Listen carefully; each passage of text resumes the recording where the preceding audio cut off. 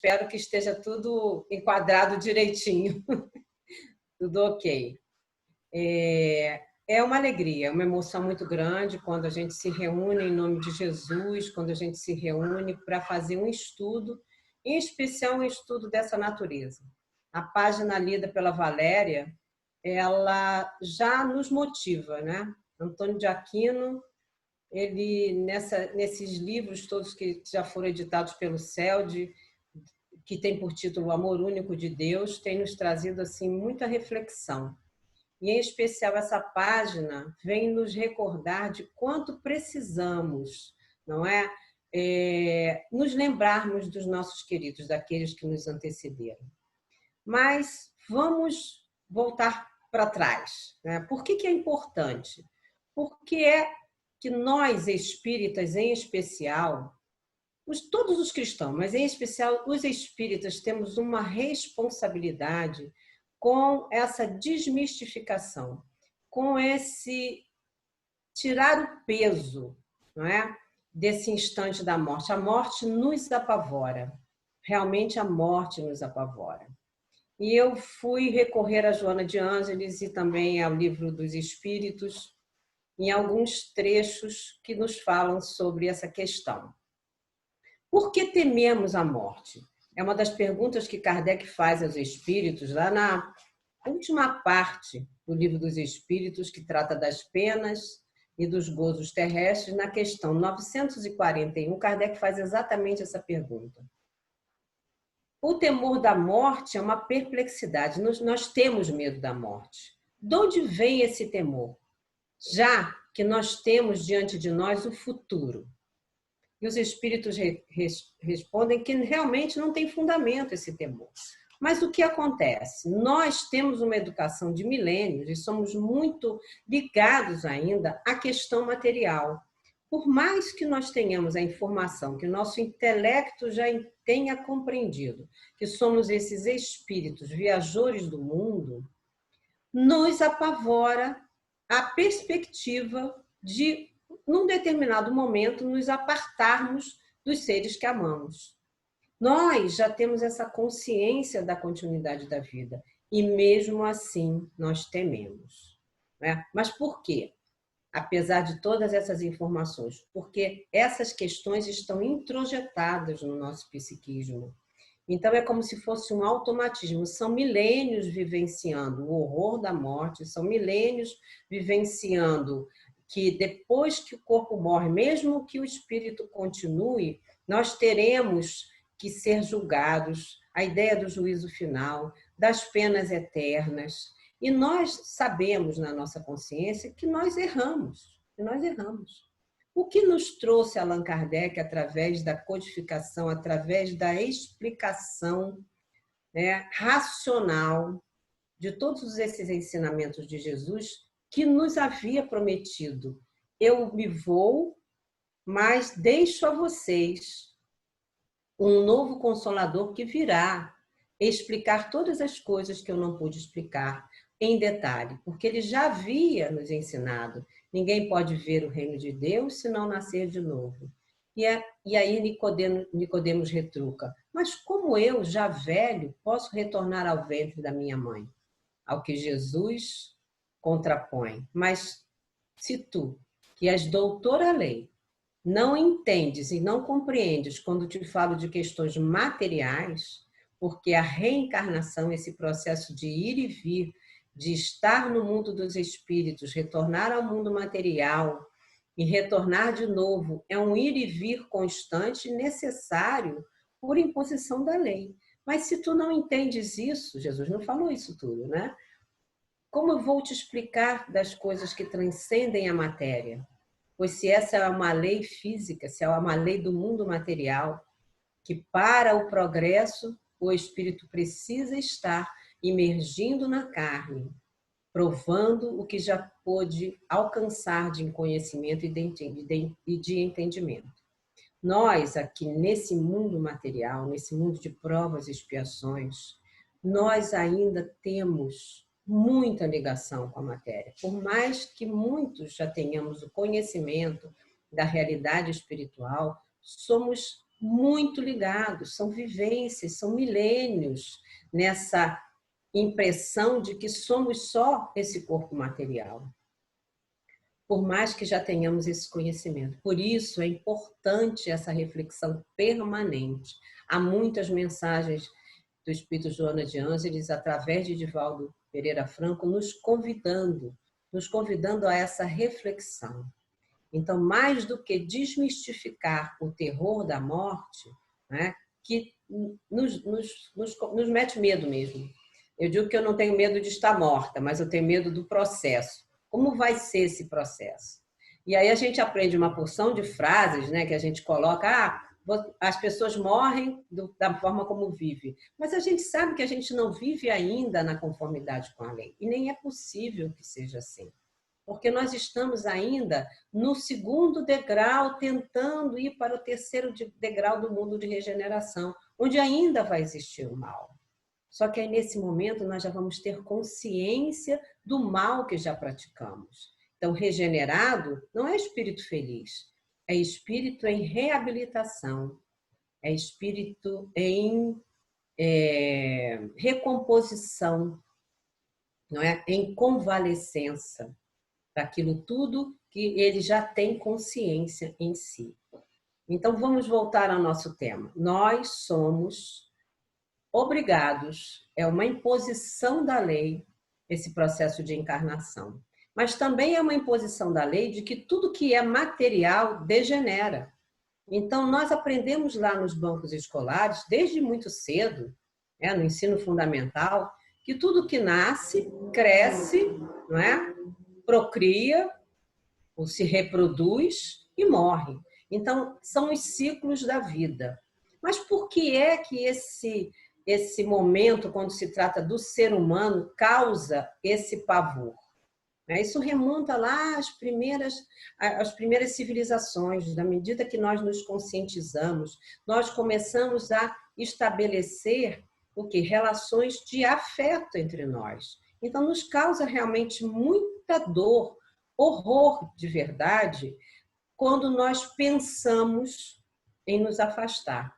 E aí foram várias as civilizações, né, que foram cultuando seus mortos numa tentativa de manter esses corpos o mais possível presentes. Então, de vários tipos de civilizações que enterram, alguns que cremam, outros que mantêm os corpos. Os judeus antigos, e ainda hoje, entendem que um corpo, um cadáver, né, onde não há mais vida, é um corpo que não precisa ser visto mais. Então, há todo um ritual de limpeza, de higienização, que remonta à época de Jesus, né? A passagem nos lembra de Lázaro. Qual era a forma de se enterrar os mortos naquela época? A tradição que vem dos antigos hebreus, dos povos desde Abraão. Você limpava o corpo, untava em óleos, perfumava, enrolava todo aquele corpo, não é? Em lençóis, que ainda hoje permanece na cultura judaica, e sobre o rosto era colocado um pano.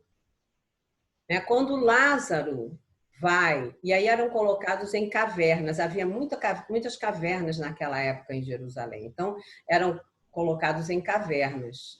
E aí esse corpo, essa caverna era fechada, com uma pedra, e a gente vai lembrar da época da ressurreição, né, de Jesus, que a preocupação das Marias, né, de Maria Madalena, de Maria, quando foram visitar o túmulo, era como é que poderiam, né, visitar o túmulo de Jesus, quem removeria as pedras. E a surpresa foi, encontram um sepulcro aberto e nenhum corpo ali. Isso é outra história. O que essa passagem da ressurreição de Jesus vem nos provar? A aparição de Jesus, que a doutrina já nos explica como possível, explicado por leis físicas que ainda precisam encontrar comprovações do mundo material, mas que nós já sabemos possíveis, porque quando estudamos a doutrina espírita, nós aprendemos, né, no livro dos médiuns, no laboratório do mundo espiritual, que há uma possibilidade de materialização do espírito. Então, Jesus aparece a Maria Madalena, para provar a continuidade da vida. Fenômenos de voz direta, fenômenos mediúnicos já têm acontecido desde sempre em toda a humanidade. Mas por que ainda nos preocupamos com isso? Porque nós ainda, no nosso psiquismo, temos a ideia falsa de que a vida cessa depois da morte. Então, é importante que nós nos comportemos aqui como espíritos que estão de passagem. Mas isso é um processo. Nós não precisamos ficar angustiados. Nós estamos tendo, nesse momento em que estamos vivendo esse isolamento social, já quase, me dizia uma amiga muito querida, né, minha parceira de aula no SEMA, que ela, logo no início, né, nos 2 primeiros meses que foram mais difíceis para nós, agora a gente já consegue sair, que ela imaginava que esse era o sentimento que a gente estava tendo de uma prisão, de uma pouca comunicação, apesar da tecnologia. Ela imaginava que deveria ser esse o sentimento do espiritual desencarnar, porque não tem mais contato. Nós que estamos encarnados, quando nos despedimos de alguém que retorna ao mundo espiritual, nós temos ali uma questão concreta a mostrar. Aquele corpo inerte, gelado, não é mais a morada do meu ente querido. E o espírito, quando chega à parte espiritual, como não deve se sentir na medida que toma consciência de si? A gente tem muitos relatos. Quem trabalha nas reuniões mediúnicas, né, como nós temos essa experiência, nós temos assim muitos exemplos de sofrimentos mesmo e de aturdimento do espírito que se vê com a própria identidade, não entende o que aconteceu, porque não há violência, se vê vivo, se vê íntegro, se vê pensando. Muitas vezes tem conflitos porque recebeu informação de que permaneceriam adormecidos, né, até o dia do juízo final. E aí nós vamos conversando e vamos mostrando, muitas vezes, e é muito comum, entes queridos que já se foram antes dele, estarem presentes para acolher. Nós não somos abandonados, isso é uma coisa importante, não é, da gente saber. E é importante que a gente tenha essa certeza absoluta, mas isso é muito difícil. O que Joana nos diz em muitas mensagens que ela nos fala, numa delas em que ela fala, o título é Vida e Morte, foi uma psicografia recebida por Divaldo em Viena, se não me engano, no ano de 2000 e...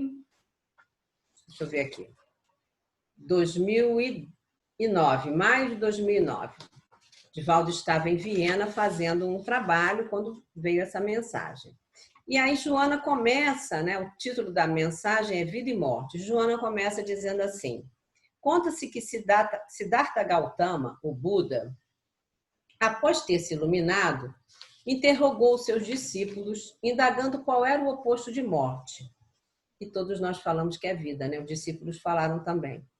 Após reflexionar alguns momentos, o nobre mestre redarguiu tranquilo que o inverso da morte é renascimento, porquanto sempre se está na vida, quer se deambule através do corpo físico ou fora dele. Então, o que é a morte de verdade? A morte, no dizer de Joana de Ângeles também, na verdade, é um processo através do qual nos reconectamos, nós somos reconduzidos à vida espiritual. Da mesma forma que o renascimento, que o nascimento é um processo através do qual o espírito adentra a realidade material. Então, a morte, que se traduz pela desagregação molecular, pela cessação da oxigenação do cérebro, que vai impedir todas as funções, né, de acontecerem de modo a nos mantermos íntegros, vai fazer com que, cessando a vida, cessando o fluido vital, aquilo que dá vitalidade, que anima o espírito, não há como o espírito ainda permanecer no corpo. Então, não é a saída do espírito que causa a morte do corpo. Na verdade, o espírito só se retira do corpo quando o processo de vida é cessado por questões de doença, questões naturais. Nós vamos entrar nesse detalhe dos processos da desencarnação, porque são ímpares. Da mesma forma que nós somos seres singulares, nós podemos ter pontos de contato com essa experiência, tanto do nascimento quanto da desencarnação. Mas cada experiência é única, porque cada espírito é único. Como Emmanuel nos ensina, Deus não dá cópia. Espírito nenhum é cópia do outro. Espírito nenhum é imitação de outro. Nós vamos aprendendo por emulações, por exemplos que aqueles outros mais adiantados e aqueles outros menos adiantados nos trazem. Então, o livro Céu e Inferno, por exemplo, é de uma leitura muito importante para todos nós, porque ali Kardec compilou depoimentos de espíritos desencarnados de várias etapas evolutivas aqui do nosso planeta. Então, são felizes no mundo espiritual aqueles que já tinham galgado processos evolutivos, estavam num patamar de entendimento, de dignidade, de desenvolvimento do senso moral, que os fez adentrar no mundo espiritual com muita naturalidade, com muita serenidade. E aí a gente vai pensar, então eu tenho que correr, eu preciso me pautar. Não, por obedecer cegamente. E aí eu fico me punindo porque eu não consigo ainda. Não. O que é que nós precisamos fazer? Tomar a decisão firme. Deus, eu quero seguir as tuas leis. Jesus, Maria Angélica, espíritos amorosos, Antônio de Aquino, Doutor Ema, e a gente vai enumerando, porque a pleiade de espíritos a serviço de Jesus aqui na Terra, que está nos amparando e que está nos ajudando nesse movimento de ascensão de volta à casa do Pai, é imensa. Como diz a Vera, nossa presidente lá do SEMA, Vera Marcilac, é escandalosa a ajuda espiritual. E nós só precisamos aprender a fazer essa ligação. Então, vamos lá com Joana de novo nessa página que é muito interessante. Viajor do tempo e do espaço, o espírito singra os oceanos de energia, energia pensante que é, vestindo-se e despindo-se, e revestindo-se de matéria orgânica para o Ministério da Evolução, em cujo curso se encontra inscrito. Então, ela vai falar mais adiante que, mediante o respeito que deve ser dedicado à nossa estrutura orgânica, nós vamos ter, então, a oportunidade de ter uma existência equilibrada. Então, o que isso quer dizer? Nós precisamos entender, e daí é uma lei, chama Lei de Conservação. Então, o medo da morte também tem a ver com esse instinto de conservação. Nós instintivamente sabemos, porque nossa consciência, as leis de Deus não estão escritas na nossa consciência, então, intuitivamente, nós temos, quando já galgamos um desenvolvimento de senso moral, compatível com essa possibilidade desse entendimento, nós já conquistamos intuitivamente aquilo que é bom e que não é bom. O que acontece com a gente? A gente ainda é criança, né? Nós já estamos, na verdade, na maioridade. Então, nós não podemos dizer que não sabemos. Nós já temos muita informação, independente de doutrina espírita, mas da ciência, a nos mostrar o que é bom e o que não é ruim, não é bom para a nossa saúde. Que é importante repouso, que é importante equilibrar lazer e trabalho, que é importante conviver com os amigos, que é importante a família. Então, a gente já sabe de uma porção de coisas que vão fazer com que a conservação do nosso corpo-espírito aconteça durante o maior tempo possível, pelo menos aconteça de acordo com o que foi planejado antes da nossa encarnação. Então, nós temos um tempo, um quantum de tempo, um quantum de fluido vital, que nós temos obrigação de manter, é como se a gente tivesse que botar sempre o óleo no candeeiro, né? Nos tempos antigos, amigos, vocês me desculpem, mas eu estou com um processo alérgico hoje terrível. E nós vamos, então, tendo que ter cuidado. O que é o azeite que mantém essa chama acesa? É a nossa alimentação, são nossos pensamentos, são as nossas amizades. Mas aqui na pandemia, a gente está vivendo um isolamento social e numa época e na nossa faixa de possibilidades, sem ter um isolamento, a não ser esse do corpo, né? O afastamento do corpo. Mas, gente, nós estamos aqui nesse momento, graças a Deus, com o amparo da espiritualidade, cada um nas suas casas, mantendo a união de pensamento de corações junto ao Grupo Espírita Dr. Hermann, nessa palestra pública que atinge vários corações e que se multiplica, mesmo para aqueles que não estão podendo assistir neste momento, e que se replica, né, durante muito tempo, porque ficam disponibilizados gravados no YouTube, do canal do GED. Então, isso é uma bênção, poder falar com os familiares, com os netos, a gente que já é vovó, especialmente, né? A Ana Ramalho tem a experiência dos netos e da filha que mora num outro país. Mas mesmo nós que não temos isso, né? O fato de nós termos sido obrigados a ficar em nossas residências, sem poder ver esses queridos, dói o coração. E não é muito ruim, por quê? Porque nós temos essas videochamadas, que a tecnologia de agora nos impõe. A gente acabou, né, tendo a oportunidade de pesquisar muito a respeito disso. E nós descobrimos que o Evangelho segundo o Espiritismo foi inspirado a Kardec num momento de isolamento social, numa das ondas daquelas epidemias de cólera que aconteceram no século XIX. E não tinha internet, né? E as pessoas não podiam se comunicar. E ele foi se isolar em uma cidade, numa região montanhosa da França, e aí, nesse momento, ele teve a inspiração para compilar o livro Evangelho segundo o Espiritismo. Então, quantas oportunidades nós estamos tendo nesse momento de refletir a respeito da pouca durabilidade, né? Da nossa imortalidade como espíritos, mas da nossa finitude. O que isso vai nos trazer? Todas as mensagens de Joana de Ângeles, em especial, são muitas as mensagens, ela sempre nos convida a refletirmos na nossa existência. Que bagagem vamos levar? Temos tantas mensagens de tantos espíritos, né? Da aferição, fala-se do juízo final.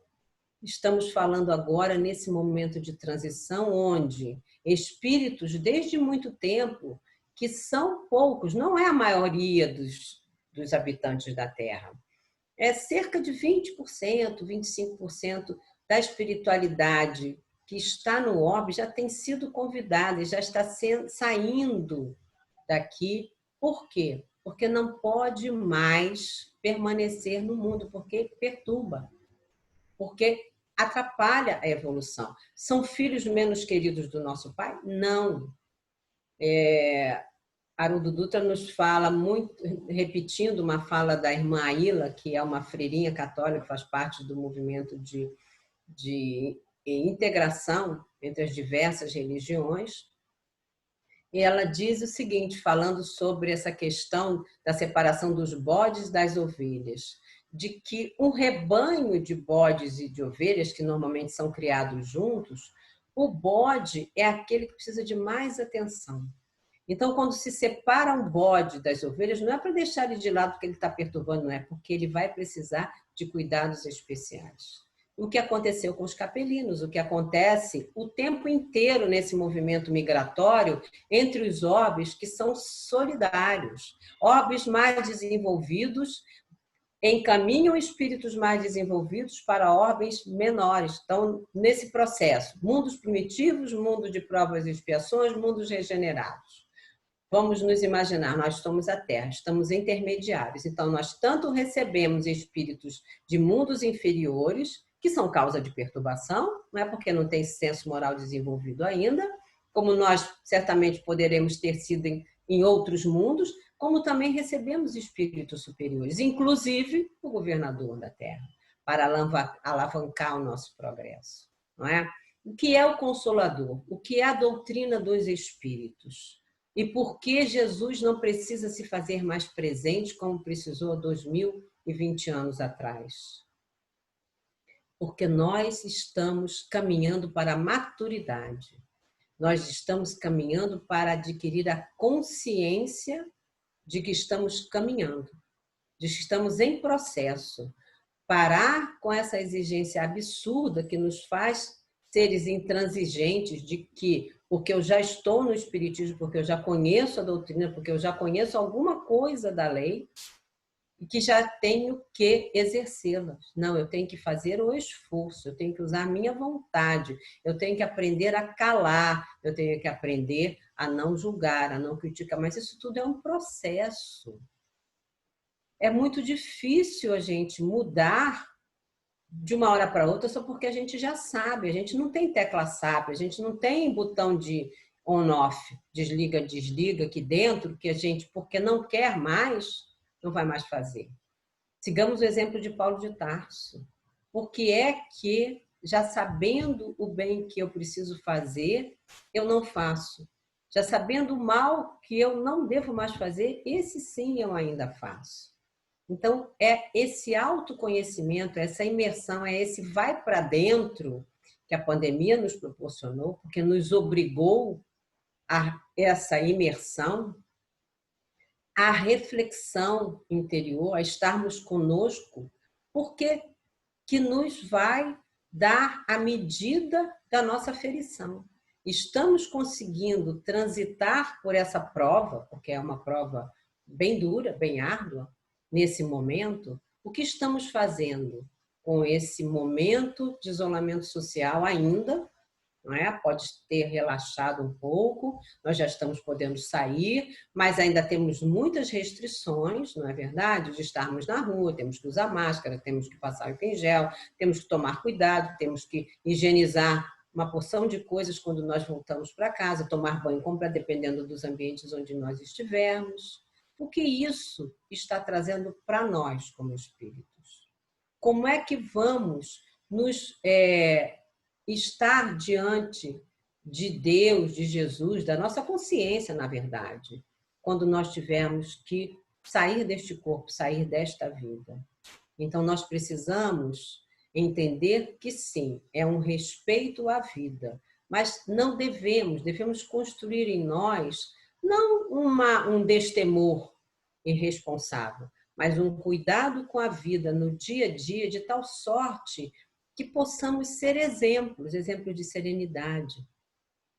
Estão partindo tantos queridos, não é?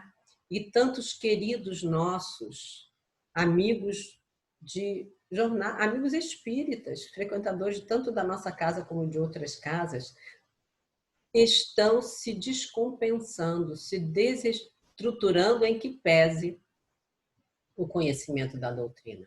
O que isso significa? Como é que eu posso ajudar um espírita que sabe da realidade espiritual? O que está faltando?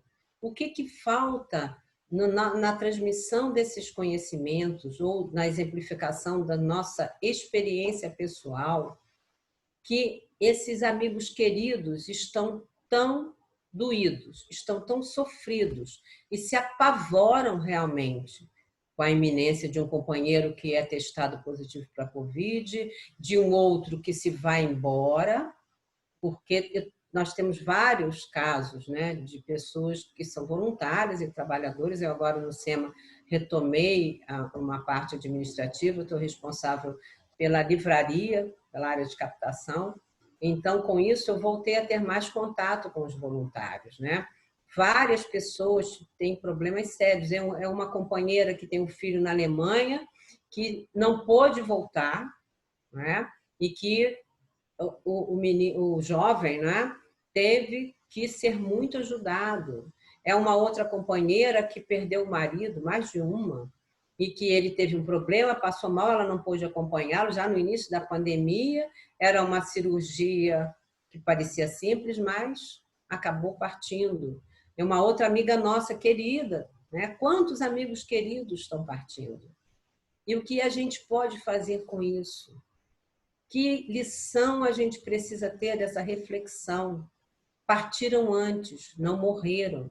A desagregação molecular do corpo físico não desintegra, não destrói esse amigo querido. Nos causa dor? Nos causa.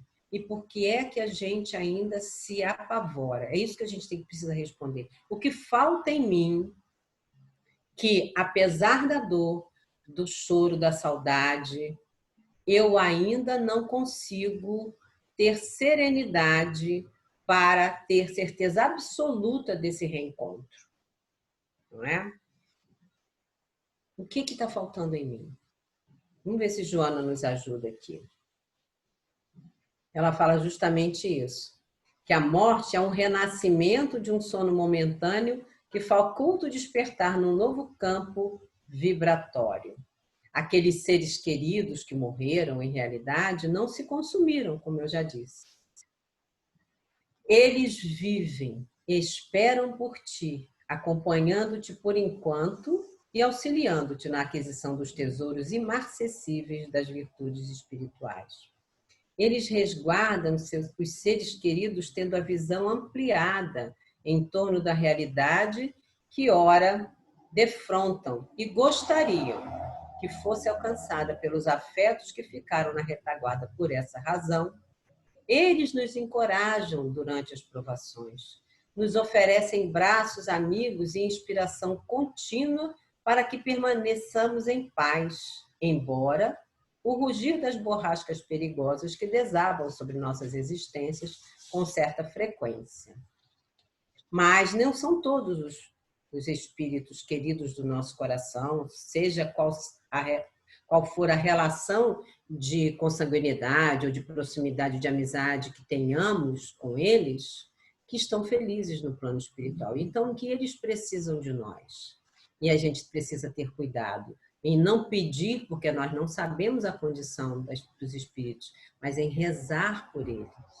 Então, nesse momento em que hoje, dia 31, se comemora o Dia das Bruxas, não é? O Halloween, que tem origem num povo que tem muito a ver conosco, que são os celtas, há mais de 3.000 anos atrás, um povo que já cultuava a natureza, que já tinha noção da desencarnação. O dia 31 era a véspera do Ano Novo do calendário celta. 1º de novembro era o início de um novo ano para os celtas. E eles, nesse dia, acreditavam que os mortos vinham à Terra.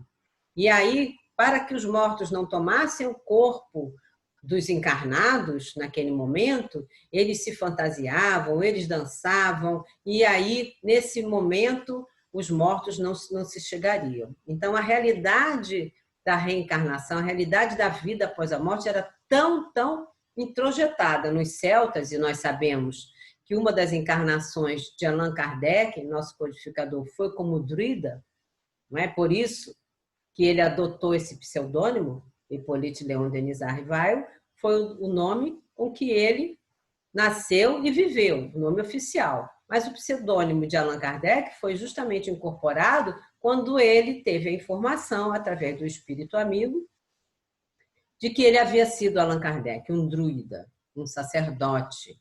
E por isso, nessa vivência, ele traz, então, essa noção da vida e da continuidade da vida após a morte muito forte. E era tão forte, e isso está narrado na história, que os celtas, eles não usavam armaduras, eles iam com uma veste muito simples para os campos de batalha. Daí que foi difícil para os romanos vencê-los, porque eles tinham uma garra muito grande, uma gana. Procurem nos filmes aí que a gente tem na Netflix, agora eu não me recordo os nomes.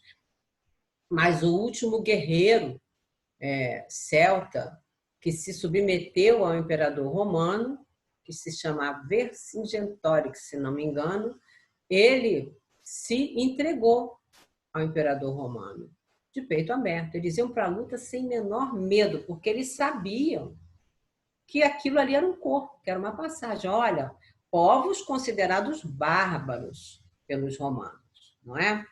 Então, o que acontece? Nós precisamos compreender que muitos espíritos que desencarnam são infelizes no plano espiritual. Por quê? Porque não têm compreensão ainda, porque são infantis, porque são imaturos, porque não tiveram o seu senso moral desenvolvido. E o que acontece com aquelas pessoas que, encarnadas mesmo, que a nossa convivência, não são felizes? Elas Eliana, buscam felicidade. Oi? oi, Eliana, desculpa interromper, 5 minutos. Tá bom, querida, obrigada. Então, esses que não são felizes, como na nossa realidade, né, vamos sempre imaginar o seguinte: o espírito é o mesmo ao sair do corpo. Né? Se acontecer alguma catástrofe nesse momento que nos retire da vida aqui agora, nós todos seremos exatamente o que somos agora nesse momento. Vamos despertar no plano espiritual. Então, se eu sou uma pessoa que tem características rudes, brutas, impacientes e de fazer mal aos outros, eu vou continuar assim no plano espiritual. Ah, mas Deus permite? Permite. Por quê? Porque através dessa relação, guardadas as proporções, eu me imagino que Deus seja assim, como a gente, adultos, pais amorosos, educadores, olhando crianças brincando. Nós não deixamos, nós não precisamos. Às vezes a gente interfere além do que deve, né?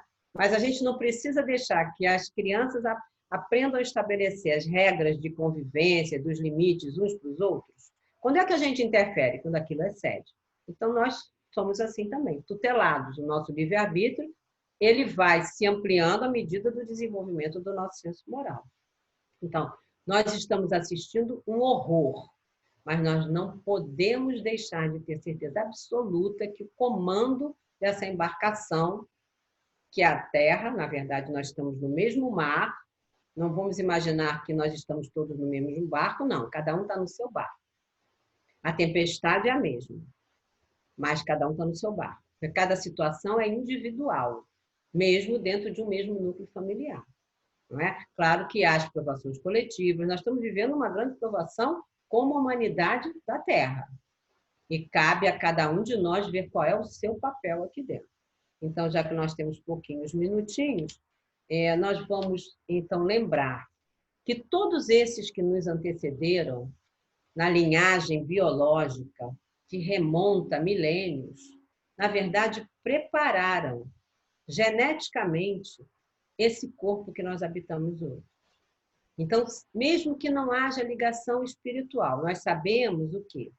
Que o corpo procede do corpo e o espírito do espírito. Não que haja gestação no plano espiritual, não, gente. Não existe isso.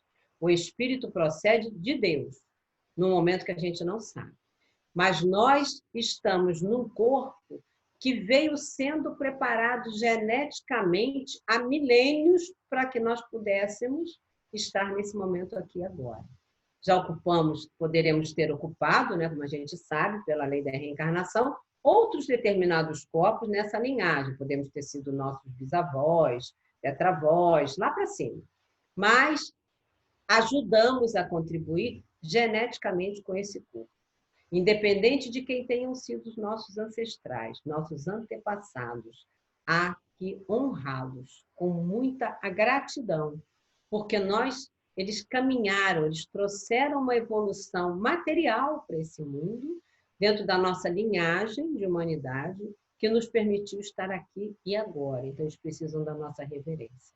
Então, que nós possamos, nesse final de palestra, entender que precisamos refletir sobre a nossa existência para que nós possamos chegar ao melhor possível quando retornarmos à pátria espiritual, mais possível próximo dentro daquilo que planejamos, e também reverenciar com alegria, não nos cemitérios, não é, que a gente acabou não falando, não nos lugares onde foram enterrados, porque isso é lúgubre, isso remonta a milênios de educação equivocada, Mas sim, vamos reunir os parentes, né, no dia 2, vamos fazer um grande almoço com todos os familiares dos nossos recém-desencarnados ou daqueles que ainda foram, que já se foram há muito tempo. Meu pai partiu esse mês, esse ano, em maio. Já estava muito idoso, faria 100 anos no próximo dia 8. Não deu tempo de chegar, mas a gente não sabe qual é a data que a gente tem para sair da vida.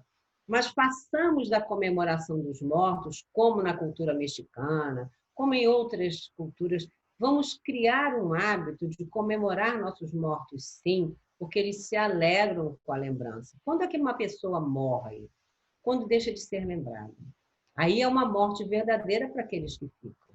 Mas enquanto nós pudermos lembrar com carinho das coisas boas, vamos lembrar das coisas boas, vamos parar de reclamar o que não foi possível de ter dos nossos pais, dos nossos irmãos, de quem quer que seja. Nós precisamos parar de lamentar.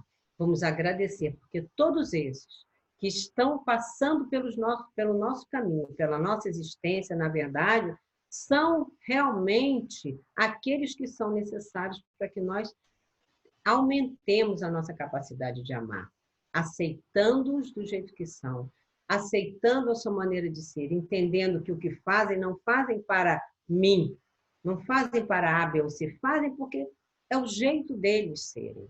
Quando nós aceitarmos plenamente, nós vamos ter desenvolvido uma capacidade de compaixão que, na verdade, é o nosso dever de casa aqui. Nós estamos aqui só com uma tarefa: aprender a amar, aprender a aceitar.